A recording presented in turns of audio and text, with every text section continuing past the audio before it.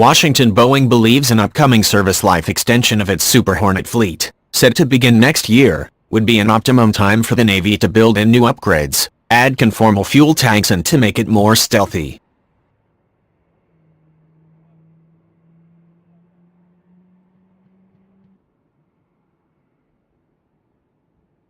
The Navy and Boeing are currently negotiating the first Service Life Modification (SLM) contract expected to be awarded early 2018, which will lay out the structural modifications the company will conduct to extend the life of the F-18E Super Hornet from 6,000 to 9,000 flight hours.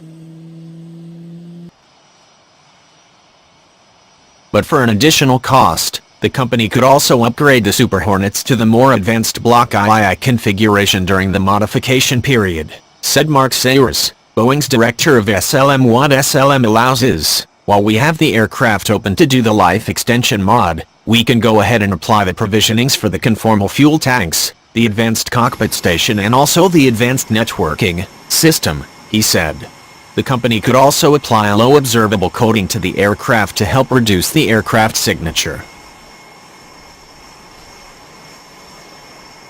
Sears couldn't provide a specific price tag for inserting the Block III mods into SLM, but acknowledged that there would be an additional cost to develop retrofit kits as well as a few $1 million more per plane to make the relevant changes. While the Navy plans to invest $267.9 million over the next 5 years to develop Block III technologies, which would roll off the line as new Block III Super Hornet jets as early as 2020, it currently has not sought out money to bring its older F-18ERFs to the more advanced configuration. However, Navy budget documents note that the service intends to transition Block II fleet aircraft, lots 26 and up, to Block II during SLM.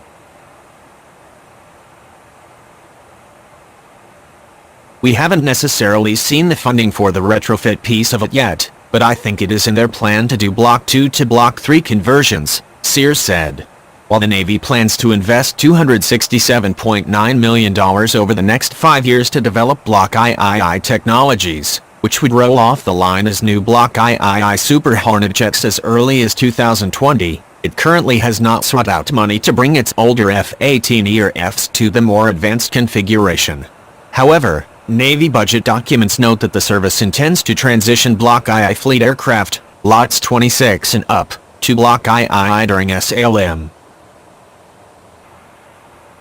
Meanwhile, the company will not have the Block II retrofit kit ready until the early 2020s, which mean that the first SLM jets would get those upgrades at a later date. The Super Hornet SLM effort is set to take about 10 years, with as many as 50 aircraft going through the process modifications per year starting in 2023, according to the company. When the classic F-18AD Hornets went through the life extension process, the Navy's strike fighter inventory was dogged by shortfalls caused in part by difficulties in getting the Hornets out of depot. Sears said Boeing is taking the lessons learned from the classic Hornet life extension and applying them to the Super Hornets.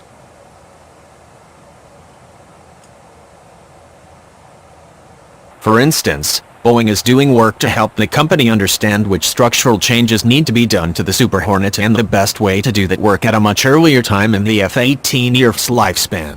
The company has bought new material from suppliers ahead of the start of SLM, and it sought out special permissions from the Navy that will empower it to make certain engineering decisions without the service's permission. Boeing also split 2 aircraft in half to take a look at the material condition of jet and figure out how to access hot spots.